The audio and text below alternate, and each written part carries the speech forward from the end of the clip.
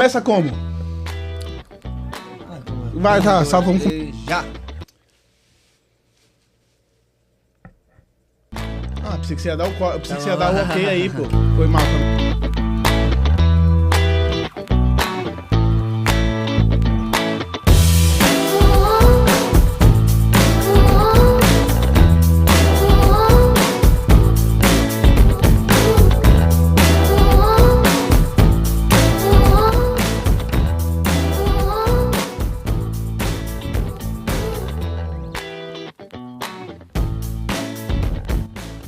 A paz do Senhor, galera. A paz do Senhor a todos vocês. A paz do Senhor, a paz do Senhor, a paz do Senhor. E hoje, Bires, hoje nós vamos dar início ao nosso podcast. E hoje nós temos um convidado super especial, Bires. Nada menos que ele. Ele quem, Bires? O anjo da igreja, Adebrais Atlanta. Quem é, Bires? Ele, pastor Eduardo. Aê. Pastor Eduardo, seja muito bem-vindo a esse podcast. Que Deus abençoe, pastor. Obrigado a todos vocês. O trabalho que vocês estão fazendo está excelente, maravilhoso. Eu estou aqui com o meu coração aberto para ouvir e falar tudo que tiver que falar. Que bom, pastor, que bom. E hoje, pastor, eu sei que hoje tá rolando alguma coisa diferente, porque parece que o seu time tá jogando, é isso, pastor? É, tá sim, eu tô vendo aqui. Eu vi que o pastor entrou pelas portas meio apreensivo. Eu falei, será que tá acontecendo alguma coisa? Será não sei. que tá acontecendo? Aí veio com o celular ali, ele tá em ligação, não sei. Mas tá é, acompanhando ali o time dele. Tá acompanhando o time dele. Acabou de sair um pênalti pro Palmeiras. Olha aí. Ou seja, o ambiente agora vai virar um ambiente meio complicado, né, É Vini? complicado o seu fluir aqui, só Ô, Deus. pastor, Quem deve estar feliz é o meu amigo, pastor Pedro Dias, né? Deixa ele lá. Mas você fica tranquilo, pastor, que ontem eu e meu amigo Bires sofremos demais com a eliminação do Santos pro Corinthians.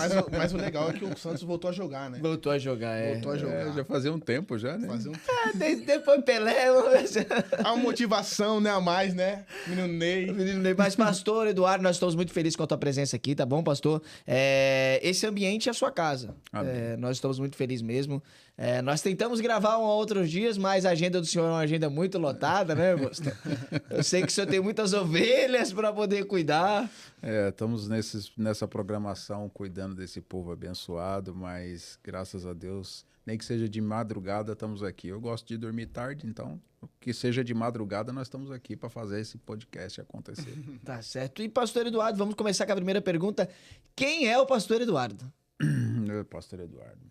Pastor Eduardo é um servo do Senhor, filho e neto de obreiro, de pastores, mas um homem temente e pronto para fazer a obra do Senhor aonde é que for chamado. Um dia escolhido, um dia separado, firme e forte para poder estar aqui diante do Senhor. Então, meu propósito é esse. Foi um chamado onde eu não esperava acontecer da forma que é.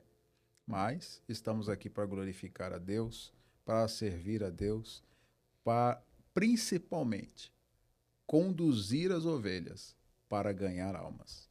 Esse é o nosso propósito, esse é o Eduardo. Pastor, as pessoas dizem que filho de pastor é meio custoso, que nem falar no Goiás, né? Meio atentado. Como foi a infância do senhor? A minha infância foi uma infância bastante interessante, porque todas as minhas bagunças e tudo que a gente tinha que fazer de bom e de ruim era dentro da igreja, né? Então a minha infância foi uma infância bastante alegre, assim, bastante contente. Não é porque a gente vivia dentro da igreja que o nosso berço dava glória que a gente era uma pessoa chata, né? A gente aprontava bastante, né? Eu teve uma vez que a gente tinha, não é da época de vocês, mas tinha um programa chamado Esquadrão Classe A. E nesse Esquadrão Classe A nós tínhamos um grupinho da igreja que era o Esquadrão Classe A. Quem chegava dentro da igreja, a gente dava uma olhada, via e falava, esse é inimigo. Aí depois a gente dava um jeitinho, levava no banheiro e tal, e aí um batia, o outro abaçava, o outro passava a mão. Daqui a pouco saía todo mundo pela orelha com os diáconos levando nós para dentro de casa. Então a nossa alegria sempre foi dentro da igreja. Bagunça que tinha que fazer também era dentro da igreja.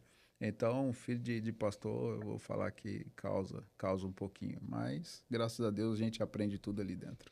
Pastor, dizem por aí, espero que a pastora Tati não esteja assistindo agora, né, pastor? Mas dizem por aí que problemático na igreja é os bateristas. E você entendeu o que eu tô falando de problemático aqui, né? Filho de pastor também é problemático? eu acho que é sim, viu? Não posso negar, não. O filho de pastor tem um pouquinho de problema nesse sentido, sim, né? Mas o bom é que o filho de pastor teme, né? Então ele chega ali, faz um sorriso bonitinho, o filho de pastor acaba sendo um pouco visado pelas meninas, todo mundo quer conversar com o filho do pastor, aí o filho do pastor acaba aproveitando que todas querem conversar, aí a conversa, é que nem o baterista mesmo, aí conversa, vai daqui, conversa, mas o filho tem medo, né? Ele teme, né? Então ele não apronta até os finalmente, né? Mas que apronta ali como que o outro apronta, sim. E o senhor, por ser filho de pastor, como que era a cobrança dentro de casa? É uma cobrança a mais? Como que era? Eu falei assim, eu fui de uma família sou uma família de 5, então eu sou o caçula, né? Sou o finalzinho da casa. Para mim, tive uma infância um pouco mais fácil do que dos meus irmãos. Meus irmãos, meu pai dava um jeito e a vara comia solta. Então, comigo já foi uma coisinha um pouco mais leve, já foi mais light, né? Comigo entrou a televisão dentro de casa, comigo a gente já podia jogar bola, comigo, vez de trazer alguém para dentro de casa, a gente já conseguia ir um pouco na casa de alguém. Então, para mim, foi um pouco mais fácil. Mas para os meus irmãos foi mais difícil. Meus irmãos tiveram muita dificuldade, eram cobrados bastante, mas para mim, eu acredito que foi uma infância muito mais fácil no sentido de ser filho de pastor. Apesar que a gente ia para Major Marcelino, que era a igreja ali, a sede do Brás, e ali a gente ia domingo de manhã para a escola dominical, as outras crianças iam tudo para casa, tomar banho, aquela coisa, e a gente ficava lá até o culto da noite. Então eu passava o dia inteiro. Quando eu cansava um pouquinho, eu ia dormir lá na torre, lá eu conseguia abrir a chave, lá tinha um jeitinho, aí eu entrava lá na torre, deitava lá nos colchão que tinha lá, e ali ficava ali na Major Marcelino, que é a sede antes da Celso Garcia. Pastor, tem um pastor amigo nosso, inclusive, que é da nossa denominação. Ele, em um evento que ele teve em uma igreja, ele disse assim que dentro da casa dele, o filho dele, querendo ou não, iria se tornar pastor. A pergunta é, o senhor foi escolhido, o senhor decidiu ser pastor, falou, não, eu quero ser pastor, ou meio que foi uma obrigação do seu pai, tipo assim, não, na minha casa todos vão ter que ser pastor e tal. Chegou o momento do senhor tomar essa decisão? Essa decisão foi particular minha mesmo, meu pai nunca forçou essa barra. Inclusive, o meu pai falava, se depender de mim, eu não te indico para nenhum cargo ministerial. O meu pai, ele falava, se você tem o desejo ministerial, conquiste quem está perto de você. E foi o que aconteceu comigo. Então, eu senti a necessidade de entrar no cargo ministerial. Eu não sei se algum dia eu comentei com vocês, acho que sim, que a minha vontade para o ministério, eu fazia parte da banda e fazia parte ali junto com os departamentos ali, mas eu estava na banda, tocava bumbo ali junto com o pessoal de percussão. Aquelas banda mesmo, bum, bum, bum, aquelas batidão mesmo. E ali a gente começava a querer algumas coisas para a igreja. A gente queria benefícios, queria comprar instrumento, queria fazer isso, aquilo outro, e a gente não conseguia. Até que eu entendi que para você ter uma voz na igreja, você tinha que ser obreiro. E aí foi o que eu decidi, chamei 2, 3, falei, gente, a gente precisa entrar, então vamos limpar banheiro, vamos começar a correr, vamos ficar na porta, até porque a banda acabava de tocar e a gente ia na Cristã do Brasil, né? Tem essa ainda. A banda acabava de tocar, até a gente tomar essa decisão, a gente não virava a rua assim, tinha uma Cristã do Brasil, a gente ia lá, né? Que eu tenho o Ósculo Santo, né? Então, Tem história, tem história. aí a gente dava um pulinho lá na Cristã do Brasil e tal, e depois quando tava para acabar, nós voltava lá para a Assembleia, né? Mas aí a minha decisão foi justamente essa, foi dentro da banda. De tomar uma posição, chamar o povo e falar, gente, a gente precisa ser obreiro, vamos ser obreiro? Vamos. Aí foi onde que nasceu. Parece que foi uma coisa assim, de brincadeira, mas foi a nossa seriedade de chamada mesmo, foi exatamente isso. Por quê? Porque a gente entendia que as decisões da igreja, a gente começou a entender que as decisões da igreja estão nos cargos ministeriais. Se você não assumir cargo ministerial, você não faz parte das decisões da igreja. Nas decisões eclesiásticas faz parte quem é obreiro, quem faz parte. Aí fica a gente querendo dar palpite, vamos fazer isso na igreja, vamos fazer isso aqui na igreja, vamos fazer... mas não tem coragem de pegar um microfone e falar de Jesus. Nós temos que falar de Jesus. Se você não tem essa vocação e você não tem essa... Então, tome cuidado em querer tomar decisão e dar palpite na igreja, sendo que você nem querer ser obreiro você quer. E aí foi onde que foi um choque para mim. Eu falei, eu preciso ser obreiro. E a gente acabou brigando, e acabou acontecendo. Aí foi um chamado pro diaconato, isso já vai fazer alguns anos, né? Então, eu fui consagrado a diácono, acho que em 97, 96, já vai fazer um tempinho já. Então, dentro dessa visão, onde que a gente realmente tomou a posição de ser obreiro. Então, meu pai nunca cobrou. E eu fui vice dele, não porque ele me indicou. Eu fui vice-presidente dele, porque o vice-presidente já era um pastor já idoso, jubilou, e antes dele jubilar, ele falou assim, pastor, eu quero sair, já estou cansado. Aí meu pai perguntou, quem que você quer que fique no seu lugar? Ele falou, o seu filho. Ele, meu filho? É. Aí meu pai falou, tá bom, eu vou orar e vou pensar. Daí um dia meu pai chegou e falou assim, o pastor Bacelar falou que quer você como no lugar dele. Aí eu olhei para ele e falei assim, ah, é, pai? Que benção. O senhor falou que eu tinha que conquistar as pessoas para mim ocupar o espaço, então tá bom, né? Agora eu só tenho que falar assim, né? Olhei para ele, verdade, eu falei isso para você. Foi assim, então, na verdade, eu fui atrás. Foi desejo meu. Eu quis e fui buscar justamente a responsabilidade que a gente tinha. Meu pai, pelo contrário, falou assim, não, aquieta aí. Meu pai é da antiga. E os pastores da antiga não queriam ver sucessão. Entendi. Assim a gente viu o pastor Lupercio, a gente viu alguns pastores mais antigos que não queriam ver sucessão. Eles queriam que os obreiros tivessem, os filhos tivessem chamadas e tivessem realmente desejos pelo cargo ministerial. E no meu caso acabou sendo assim. Eu acredito que aquilo que Deus começa nos pais, ele termina nos filhos, né? Os pais são arco e os filhos são flecha.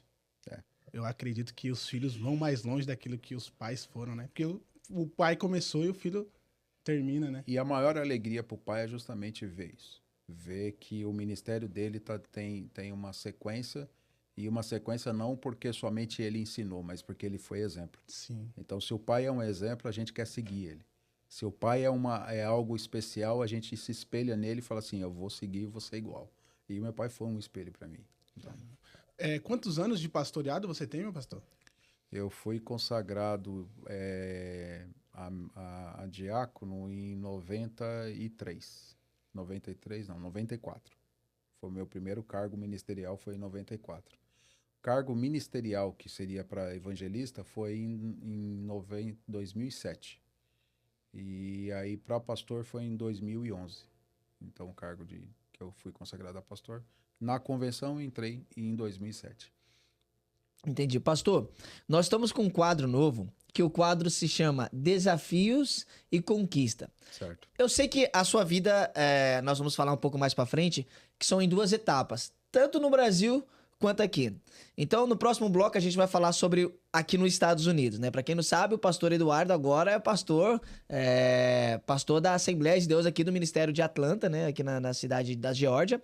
E pastor, nesse quadro, a gente tem duas perguntas muito importantes, que é como que foi o seu prime, tipo, seu auge, onde você tava no top, e qual foi o seu maior desafio. Então, roda a vinheta rapidão. Bom, pastor, fala aí, qual foi o seu prime, pastor? Tipo assim, seu auge. Você falou, meu, agora eu tô no nível. Agora eu tô lá em cima, tô voando. Isso no Brasil ou aqui? No Brasil. No Brasil. No Brasil, quando eu pensei que eu tava voando mesmo, foi na jubilação do meu pai. Meu pai jubilou, e antes de jubilar, aí foi a indicação que ele fez pro bispo Samuel Ferreira. O bispo Samuel falou, mas pastor, o senhor tá muito novo para jubilar. Ele falou assim, mas eu quero viver. Meu pai deu essa resposta, eu preciso viver. E aí ele falou assim, mas tudo bem, então já que o senhor vai jubilar, o senhor indica alguém? Indico, o Eduardo. Aí lá, o Eduardinho é de casa. Aí eu me achei. Falei, era o meu auge, mal sabia eu que eu estava assumindo algo muito sério. E que o guarda-chuva do meu pai estava sendo fechado. E eu tinha que abrir o meu. Então foi aquele auge, mas ao mesmo tempo, Jesus. Depois foi passando, a gente foi entender o peso que era. Então o meu auge foi esse, foi o momento em que eu assumi o lugar do meu pai. Eu achei que eu estava... E o seu maior desafio, pastor? O meu maior desafio foi quando eu precisei sair da igreja que eu cresci, que eu fui formado, que igreja que eu casei, que eu vi minhas 2 primeiras filhas nascer, e eu recebi um desafio do bispo para mim ir para uma outra igreja, em uma outra cidade, sozinho, sem ninguém, desamparado ali com parentes, com todo mundo. Aí foi um grande desafio, que foi quando eu fui para Embu das Artes. Diante disso que o senhor falou, o que você acha mais difícil? Começar ou recomeçar? O recomeçar é muito mais difícil. Você reiniciar um processo é muito mais difícil. Só que, por que é mais difícil? Porque o recomeçar, você fica comparando o que você já fez. Comparando onde você já esteve. Comparando onde você já andou. Comparando quem já esteve com você. E aí você recomeça do zero ali, recomeça em um lugar onde que não tem mais aquele glamour, aquele processo grande, e aí você vê que você está ali e você tem que começar mesmo, recomeçar uma nova história. Mas a alegria não está no recomeçar. Está em ter a certeza de que ali é um processo para que você realmente escreve uma nova história. E nesse lugar foi onde que realmente eu pude escrever uma história ministerial. Aonde eu pude realmente crescer, aonde eu pude realmente viver algo particular com Deus. Então aí sim eu vi o meu verdadeiro auge, quando eu estava ali naquele local e vendo, abrindo outras igrejas, abrindo outros lugares, vendo vidas, batismo. Eu fui fazer um batismo, tinha a cidade de Embu, tinha um parque na cidade, e a gente resolveu fazer o primeiro batismo. A hora que eu fui no parque, a primeira vez que eu vi o parque, aí tinha um lago, que não entra ninguém no lago. Aí eu olhei e falei assim, vai ser o batismo aqui. Aí a gente fez o batismo num lugar assim, tinha um lugar que era para descer, um heliponto, só que era um heliponto que não se usava mais. Nós colocamos a piscina ali, porque como não podia entrar no lago, a gente colocou a piscina ali, e fizemos o primeiro batismo da igreja nesse parque.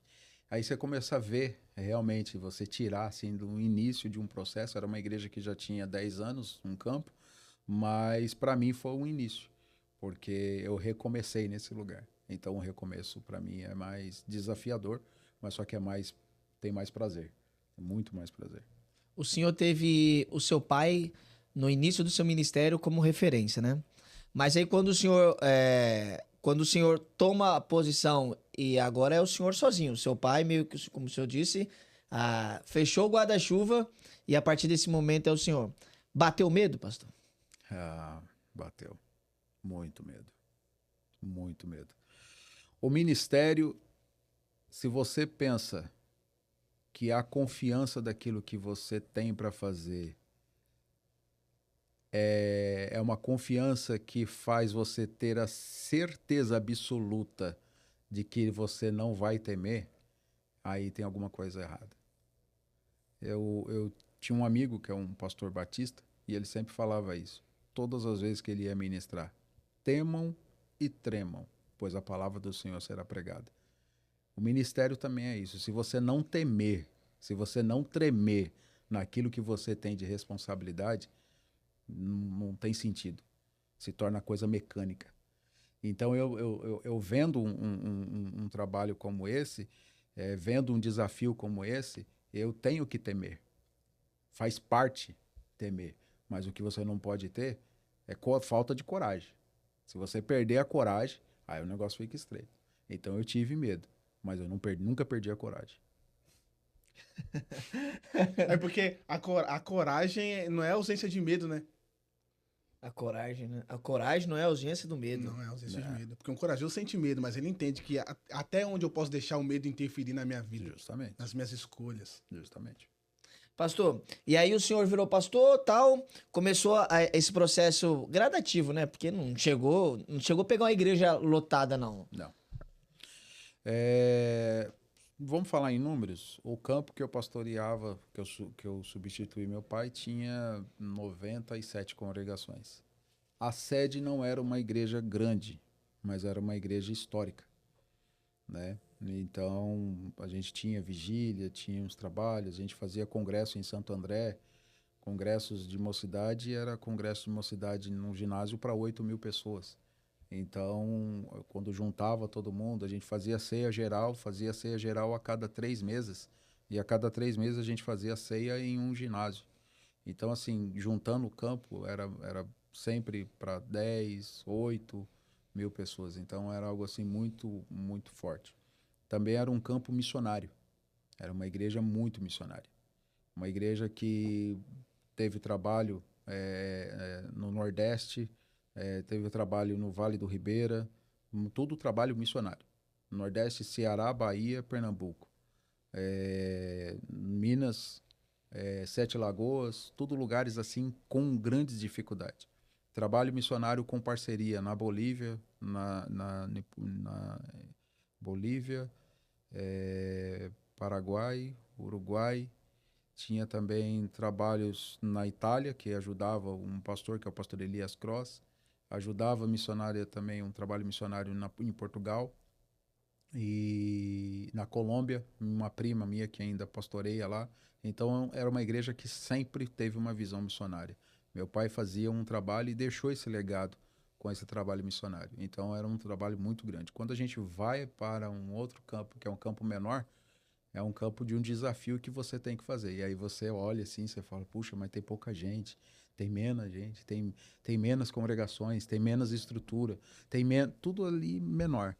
Mas foi no menor que Deus nos deu alegria, nos deu uma clareza do que é o ministério, nos deu um prazer realmente de fazer a obra. Foi ali no lugar onde que era menor. Pastor, ouvindo os seus desafios, ouvindo a sua trajetória, eu sei que tem muito adolescente agora e tem muito jovem, tanto aqui nos Estados Unidos quanto no Brasil, que vai ouvir esse podcast, vai assistir esse podcast. Inclusive, eu já quero fazer um convite super especial para você. Você que não é inscrito no nosso canal, por favor, se inscreva no canal. Tá vendo o sininho? Sininho. O que tem esse sininho pegar? Ah, esse sininho. Não, não é esse não, pastor. Não é esse sino. Não. Esse sino é o seguinte: esse sino, quando você clica nele, você tá dizendo pro YouTube assim, pro algoritmo do YouTube, ó, todas as vezes que o podcast da Debrais lançar vídeo, eu quero receber a notificação. eu quero que chegue primeiro no meu celular antes de chegar pro dono. Então é assim, quando você clica no sininho, você é notificado toda vez que surge um vídeo novo. Então aproveita, se inscreva no canal, deixa comentário. Daqui a pouco nós vamos ler alguns comentários do vídeo anterior, tá bom? Algumas pessoas, pastor, comentando. Então nós vamos fazer esse programa. Vamos ler um pouco dos comentários.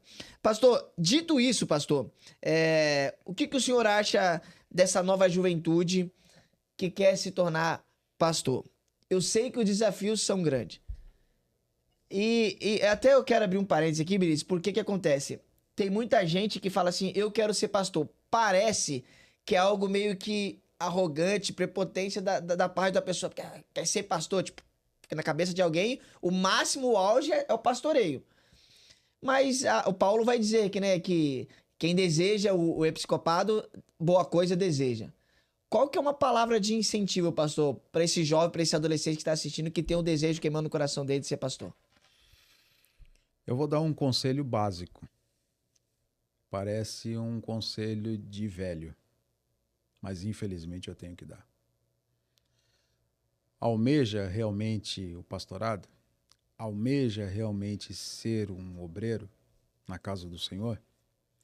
Mesmo com alguns desafios de alguns pais hoje falando, nisso aí eu não quero meus filhos.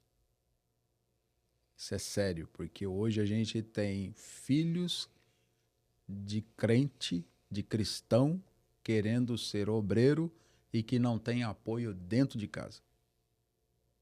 Isso é uma realidade muito grande dentro do tempo de hoje que nós estamos vivendo. Então, se tem algum jovem assistindo agora esse podcast e fala, eu quero realmente ser obreiro, eu quero ser missionário, eu quero levar a palavra, se preocupe com uma coisa. E essa é a chave da igreja. Se preocupe com a sua família. Se você quer ser um obreiro, se preocupe em formar uma família. Porque a família é a base do bom obreiro. Se não pensar em família, não pensa em ser obreiro. Ah, não, vou casar, Irmão, a gente encontra obreiros, pregadores, itinerantes, andando por os lugares, sem esposa, sem família e sem se preocupar com isso. Então, quer ser um bom obreiro? Tenha uma boa casa. Ficou um nó na garganta, pastor. Então, com esse nó na garganta agora, a gente vai para um comercial muito rápido, pastor. Vamos pro comercial. Nós vamos pro comercial, mas nós vamos voltar para esse assunto, tá bom? Que é de muita relevância para vocês, seguidores que nos acompanham aqui no podcast da Debrais. Nós vamos para um rápido intervalo. Pastor, lembrando que esse podcast ele é patrocinado por muitos membros dessa igreja, muitas pessoas, empresários dessa igreja. E o Bires quer fazer um convite super especial para você que deseja ser mantenedor dessa obra, né, Bires? Qual que é o convite, Bires? Você que não faz parte ainda desse projeto, que quer fazer parte desse projeto abençoado, de qualquer forma, vai estar aparecendo um QR Code aqui. O que faz esse QR Code? Esse QR Code, Bires, ele é mágico. Por que esse QR Code é mágico? Você vai pegar o seu celular e quando você colocar na opção câmera e encostar nesse QR Code, o milagre acontece, Bires. Automaticamente ele vai pra sua conta. Meu Deus, calma. Ele vai pra sua conta. E quando chega na sua conta, você tem uma opção. Apenas colocar número. Você não precisa colocar mais nada. É só número. Você não precisa escrever nada. É só número. E aí, irmãos? E aí, você vai estar semeando numa terra boa, né, Bires? Sim, sim. E quem semeia numa terra boa, certamente os frutos são grandes. Então nós vamos para o nosso comercial. Em um minutinho nós voltamos.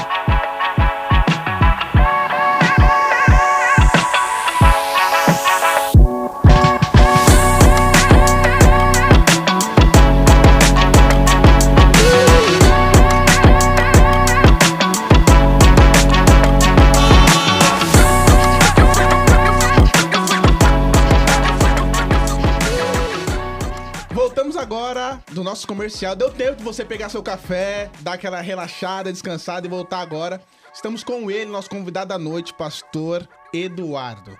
Pastor Eduardo, olhando para a Bíblia, nós vemos alguns personagens que, em meio à sua trajetória, em meio ao seu ministério, já pensaram em desistir. Até o nosso mestre, Jesus, já pensou em desistir. Mediante a isso, eu queria te fazer uma pergunta. O senhor já pensou em desistir? Quem nunca teve a sua caverna? Essa é a minha pergunta respondendo. Todo mundo já teve a sua caverna. E eu já pensei em desistir. América, para mim, foi uma desistência. Vou explicar por quê. Eu vim para cá desistindo de algumas coisas. Principalmente ministerialmente, dizendo. América, para mim, foi um momento em que eu achei que a América seria uma caverna. Eu vim para a América pensando realmente em parar.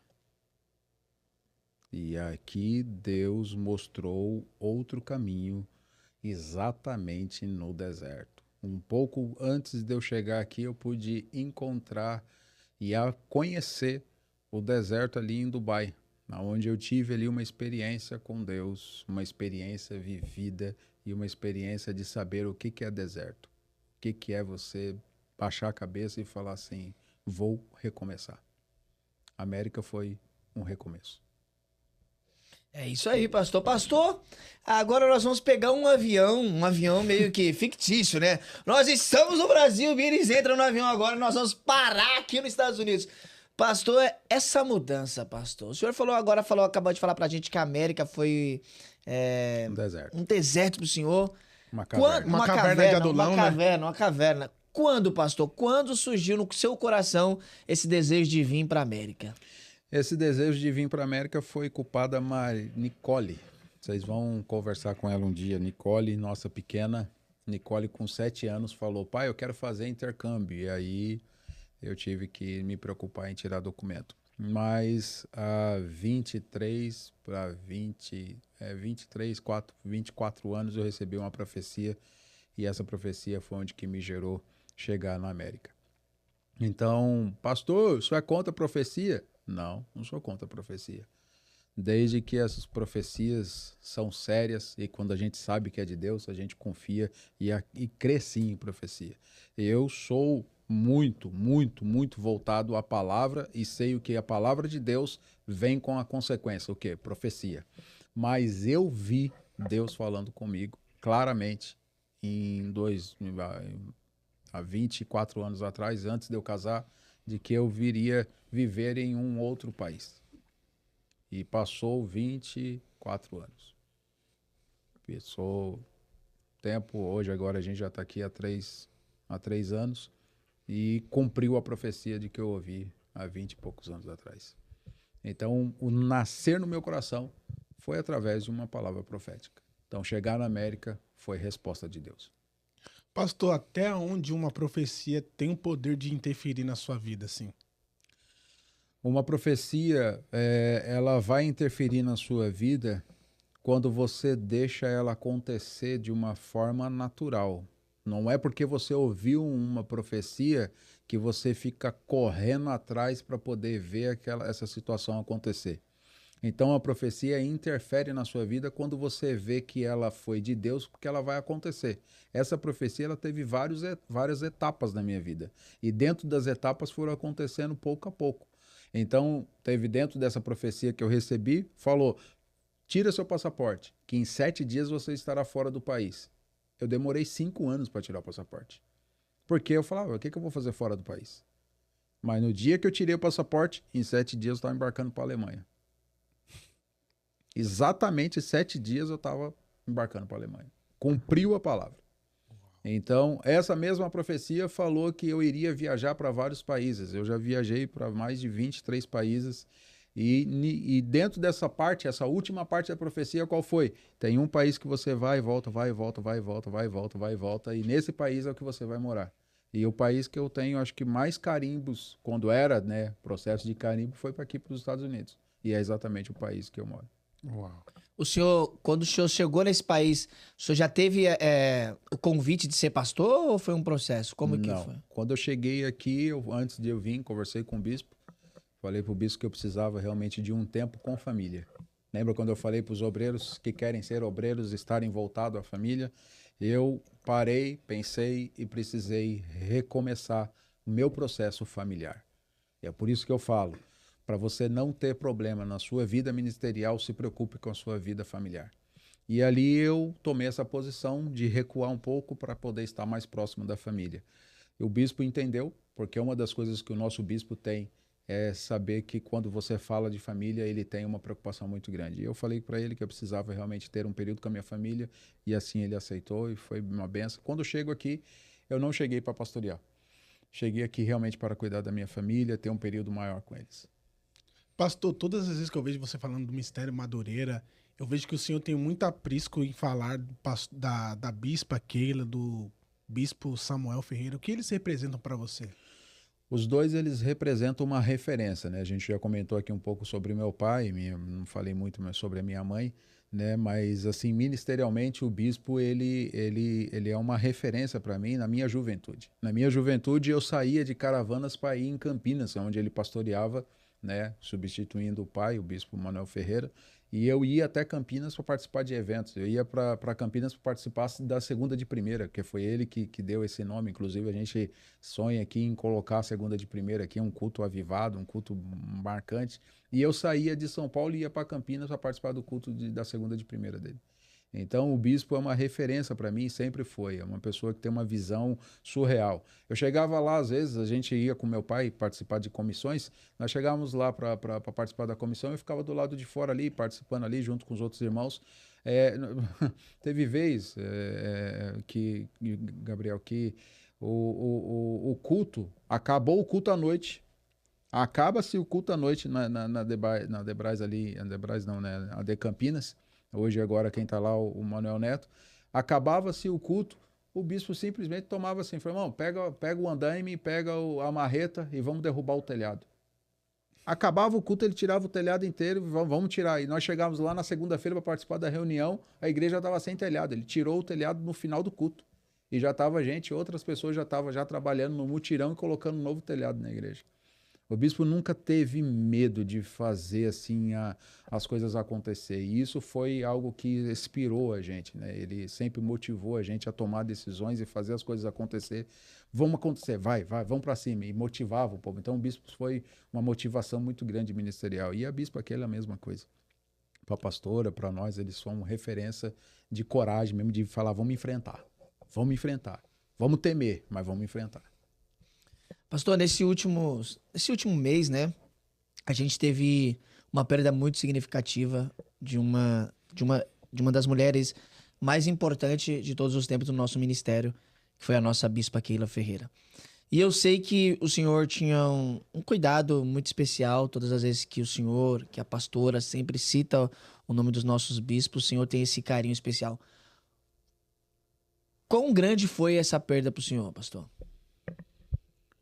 Nossa bispa, ela é uma referência e é uma... A gente ainda vai ter que aprender a conviver sem ela. Isso não é porque passou 30 dias, a gente vai ter que aprender a conviver sem a nossa bispa. A gente vai ter que entender o que é hoje o Ministério de Madureira sem a bispa. A gente vai ter que entender o que é agora o nosso bispo sem a bispa. A gente vai ter que aprender a conviver. Não é idolatria, mas ela era a nossa líder. Não é idolatria a um líder, mas ela era uma mulher responsável com aquilo que ela fazia. Fazia com amor, com dedicação, e isso não é palavras, porque a pessoa se foi, não. A gente conviveu, a gente aprendeu. A gente chorou. Eu vi bispa corrigindo, eu vi a bispa dando conselho, eu vi a bispa ensinando simplesmente com um modo de se posicionar, um modo de chegar. A chegada dela em alguns lugares era marcante, porque não era a roupa, não era o perfume, não era o cabelo, era a presença de Deus junto com ela. Isso vai fazer muita falta para nós. A presença da bispa, a hora que ela chegava, a gente sentia a presença de Deus.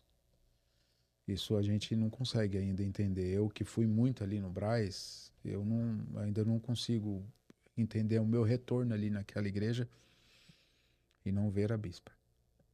Então, as nossas reuniões aqui, a última vez que a gente teve, que foi no Nasci Bem, a presença da bispa é algo que marcava nosso convívio como ovelha, nosso convívio como liderado, o nosso convívio como membro de uma convenção séria, porque a bispa trazia paz, tranquilidade. A bispa colocava o bispo, às vezes, no lugar assim que ele precisava estar. Então é por isso que eu falo que a gente vai ter que aprender. A gente vai ter que reviver e vai ter que recomeçar um processo sem a bispa. Eu acredito que esse podcast, pastor, ele vai, de uma hora ou outra, ele vai chegar em todas as igrejas da Assembleia de Deus do Ministério do Brás. E aqui eu quero abrir um parênteses e falar uma mensagem pro bispo.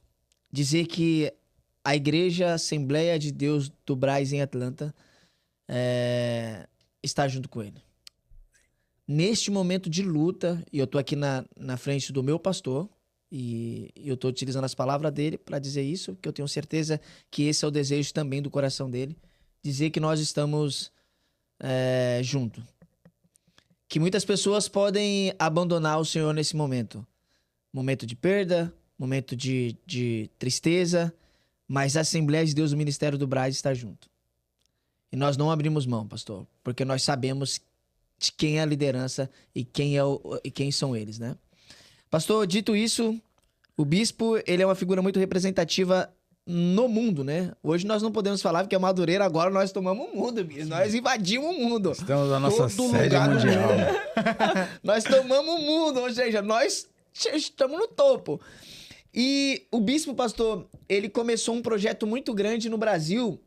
E quando o bispo ele tomou a frente do Ministério Madureira, ele trouxe consigo alguns pensamentos que outrora eram um pouco rígido para alguns anciões da igreja. Vou falar o português correto. Ele meio que trouxe o juventude para dentro da igreja. Ele veio quebrar paradigma. Veio quebrar paradigma. O senhor acredita que com essa nova sede aqui nos Estados Unidos, a sede mundial, o senhor acredita que a partir de hoje os jovens dos Estados Unidos vão ter uma relevância maior, pastor?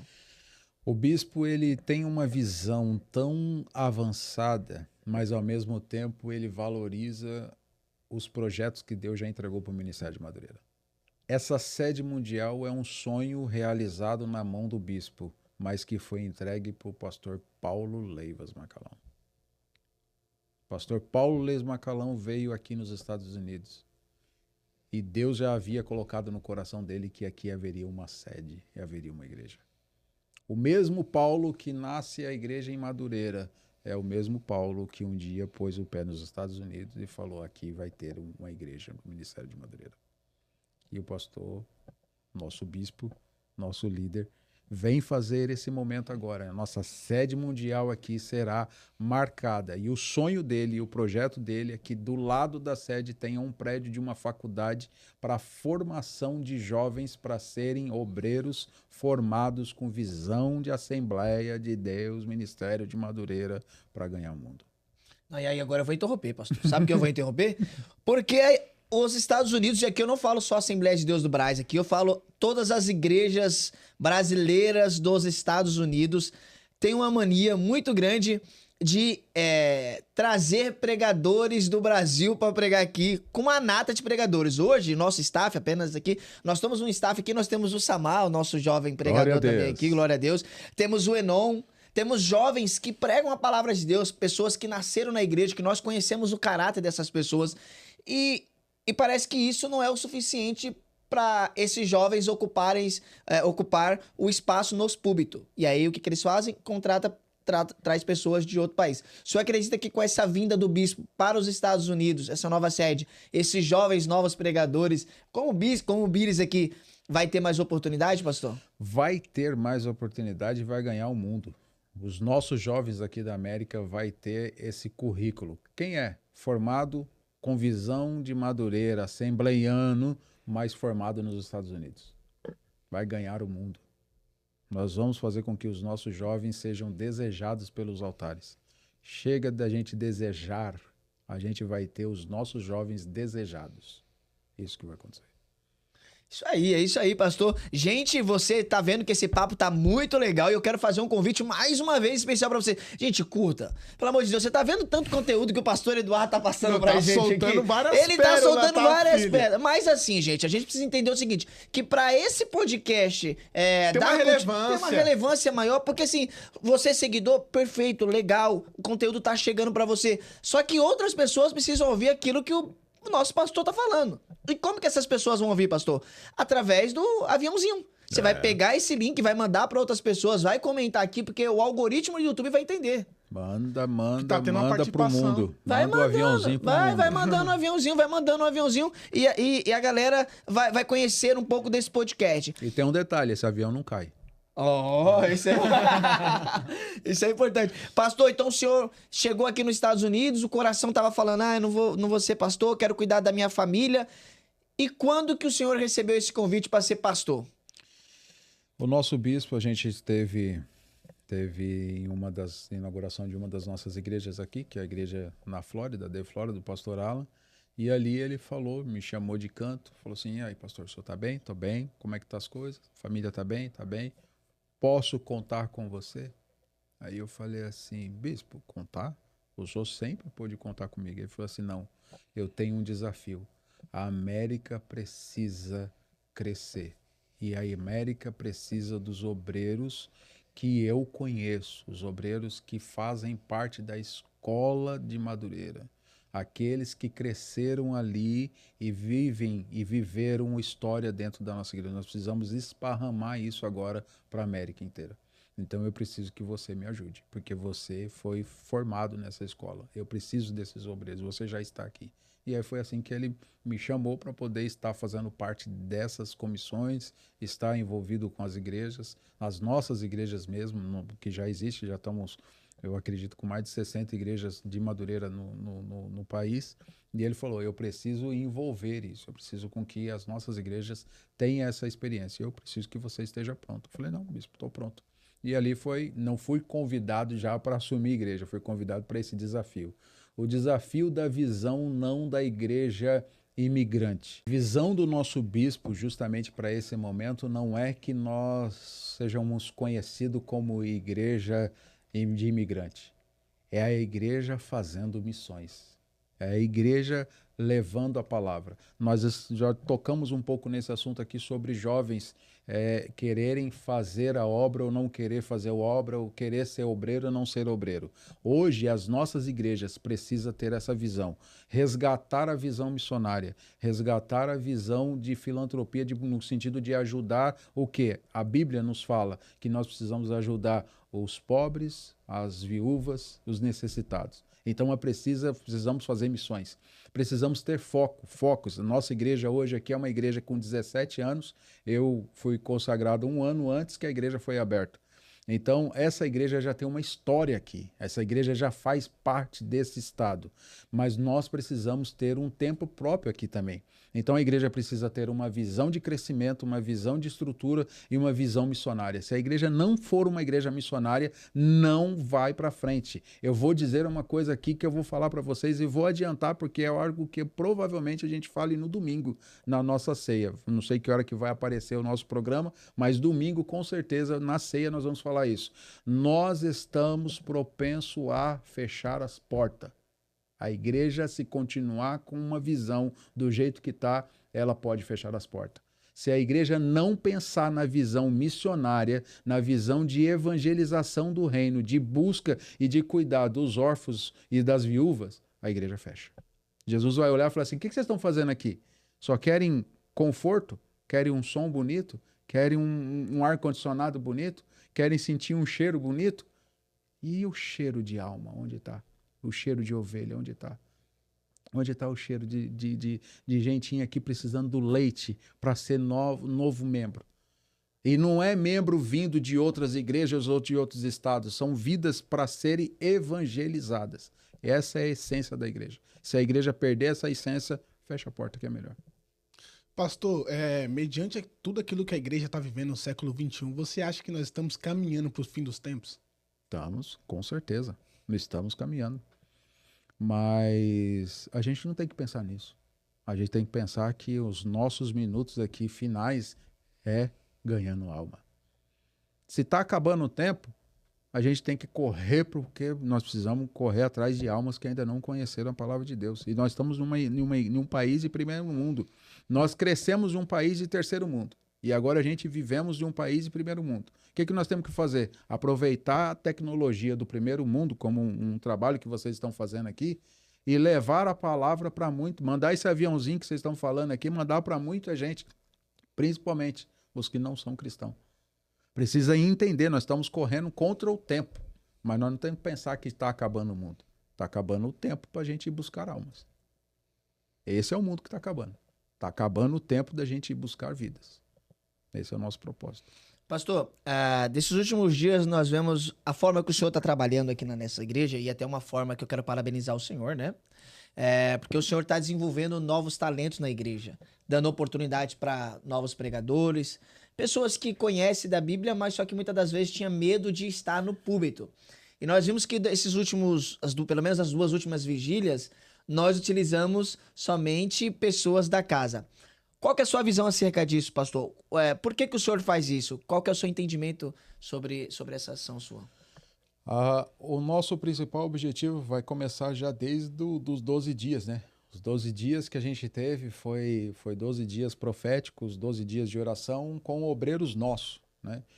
Depois nós tivemos as vigílias, realmente as vigílias marcaram com os nossos membros, com os nossos obreiros e tendo a nossa oportunidade de ver os nossos crescendo, né?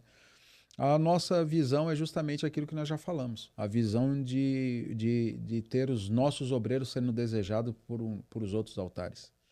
Pastor, o que isso quer dizer? Não é prepotência. Escute bem isso, não é prepotência. Mas o pastor que não confiar no seu cajado e falar assim, obreiro, pode ir lá naquela igreja. Irmã, pode ir lá cantar naquela igreja. Jovem, pode ir lá ministrar naquela igreja. Pastor que não confiar no cajado, o que é? Falar, na hora que você precisar comer, você sabe onde que você come. Na hora que você precisar crescer, você sabe onde você cresce. É na minha igreja, é na minha casa. Mas você pode ir fazer a obra aonde tiver que ir. Vai para qualquer lugar que tiver que ir. Mas você sabe que o pasto onde tem comida é na sua casa. É a oportunidade que deu para você crescer ministerialmente, crescer para usar o microfone em qualquer lugar que você for no mundo. Você sabe que existe um lugar. É o lugar onde minha raiz está marcada. Que isso? É isso, meu pastor. Meu pastor, você já pastoreou diversas igrejas e eu acredito que quando você vai pastorear, você tem que se mudar.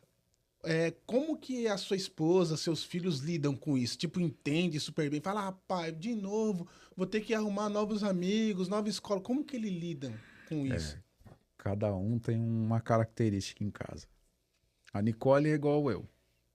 Nicole, que é a primogênita, virou a página. Vamos virar a página. Pai, virou a página? Vamos virar. A Duda é igual a pastora. Chora por tudo.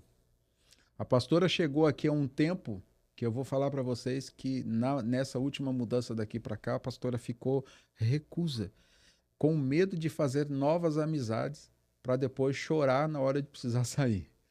Então você vê como que ela e a Duda é presa a essa situação. Então cada um em casa trata de um jeito, né? Cada um lida de uma forma. E assim, a gente entende que a mudança ela sempre machuca, né? Porque a mudança você sempre deixa alguém que realmente você ama, né? Mas não quer dizer que você mudou de lugar que você não vai continuar amando a pessoa, não é porque você mudou de lugar que você não vai continuar tendo um contato. O que eu não faço mais é pastorear a pessoa, porque no dia que eu deixei de ser pastor dela, não é mais a minha voz que ela vai ter que ouvir, ela tem que ouvir a voz do pastor que está no lugar, né? Sabendo que, como eu falo, né? Domingo até a gente falou, eu sou o que presto conta para o dono da ovelha. O dono da ovelha é Jesus. Mas eu, pastoreando, a minha preocupação é de prestar conta com ele com todas as vidas. Então, no dia em que a convenção, o Deus diretamente usa o nosso líder para falar, agora você vai para outro lugar, eu deixo de pastorear elas. Eu não deixo de ser amigos. Amigo eu vou ser sempre. Mas eu deixo de pastorear. Eu não tenho mais que ficar dando conselho e falar, agora faz tal coisa, agora faz aquilo. Eu não sou mais o pastor. Eu não tenho mais que orientá-los.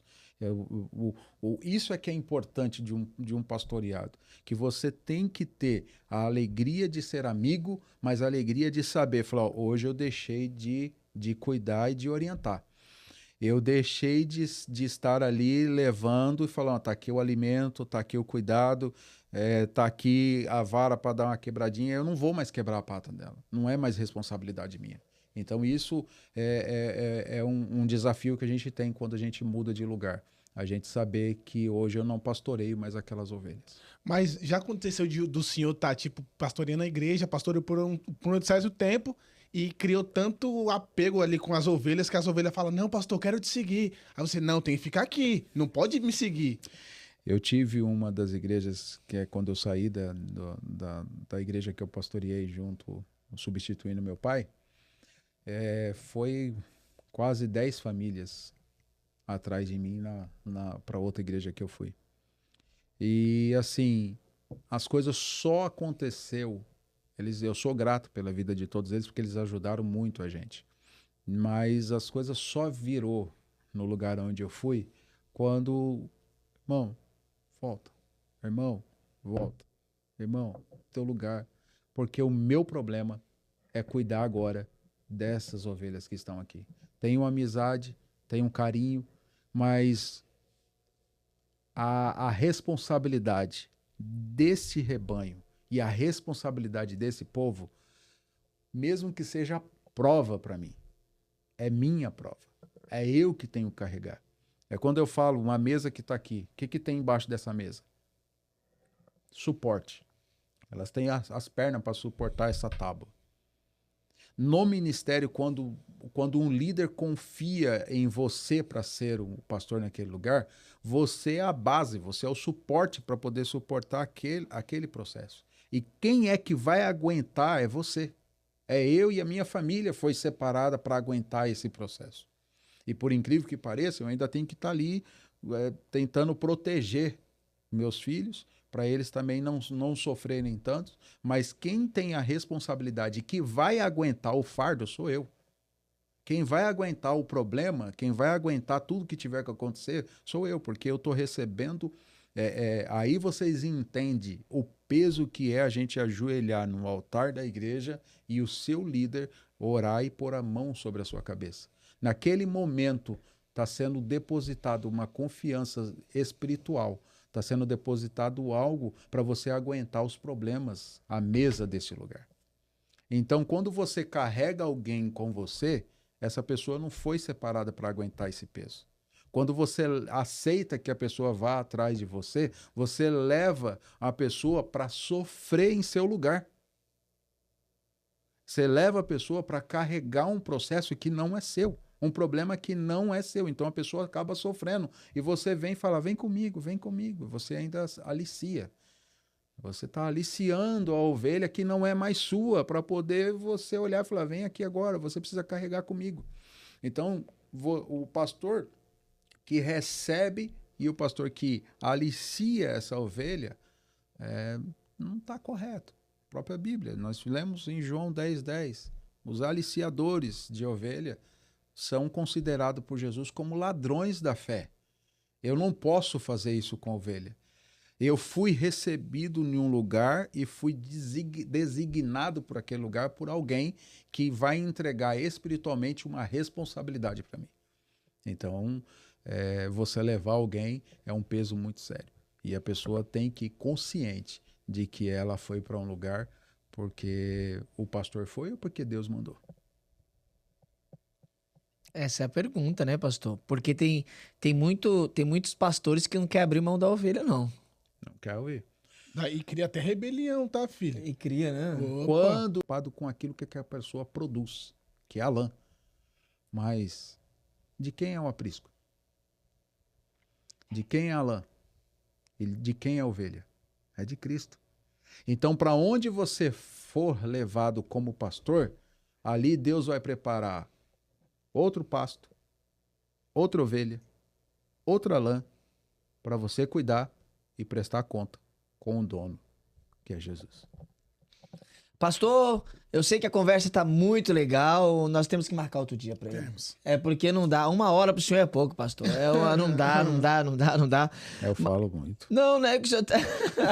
É muito conteúdo, porque o senhor tem 2 histórias, né? Uma história feita no Brasil com excelência e uma história em construção aqui nos Estados Unidos. Então tem muito conteúdo a ser passado, mas nós vamos para a segunda parte desse podcast. Não vai ser hoje, que hoje nós já estamos finalizando, tá bom? Pastor, mas antes de finalizar, nós temos alguns comentários no último vídeo do YouTube. Quero agradecer também algumas pessoas que comentaram no vídeo do YouTube, Bires. Nós tivemos muito comentário e eu vou começar a ler aqui um comentário para você. E você que quer que seu comentário seja lido aqui, aproveita a gente nesse vídeo aqui, comenta muito, que nós vamos ler alguns comentários. Um comentário que chamou muita atenção foi o Ananias Pereira, que ele diz assim: sei que foi a melhor decisão que o Diegão fez.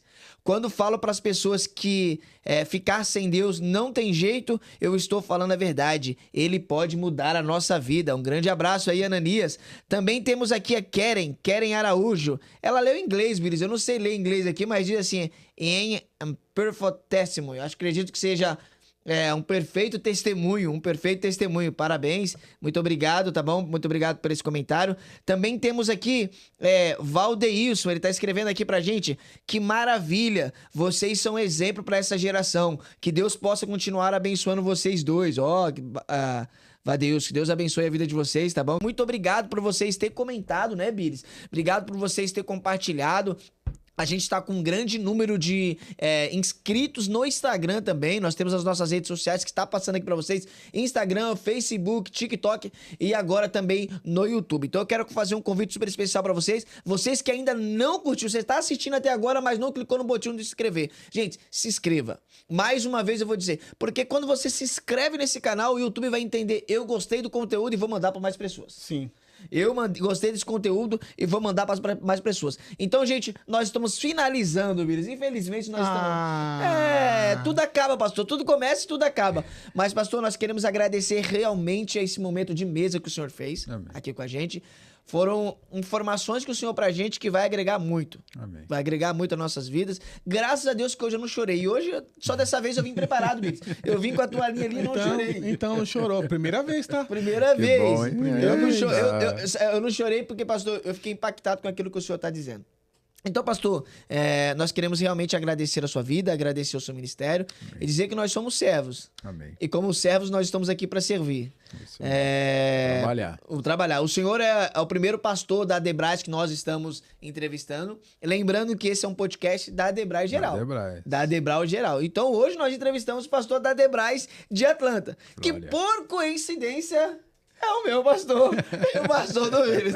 Então você que tá assistindo aí agora, já usa os comentários pra você comentar aí quem você quer ver no próximo episódio. Isso é legal, isso é legal. Já comenta aí quem você quer ver no próximo episódio. Comenta aí, comenta que a gente vai trazer ele aqui, tá bom? Bires, chegamos ao fim, galera. Eu quero agradecer realmente a vida de vocês. Samar, muito obrigadão, Samar, pelo todo o suporte que tá dando pra gente, pastor. Deus abençoe. Muito obrigado, pastor. Pastor, fala uma palavra aí pra nós terminarmos, pastor.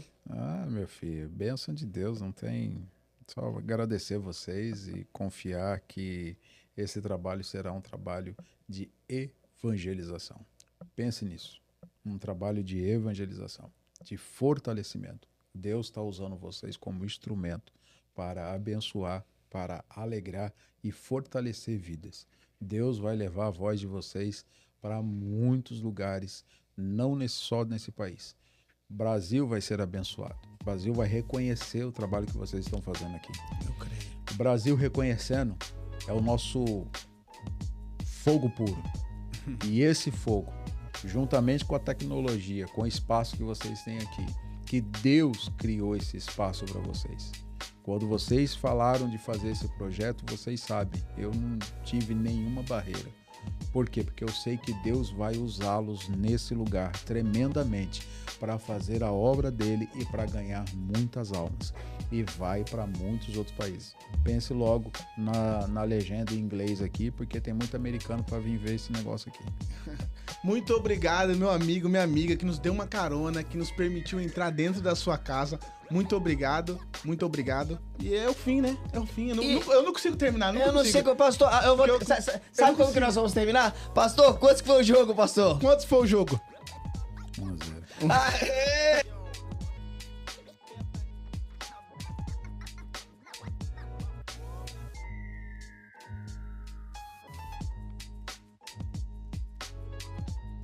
Ei!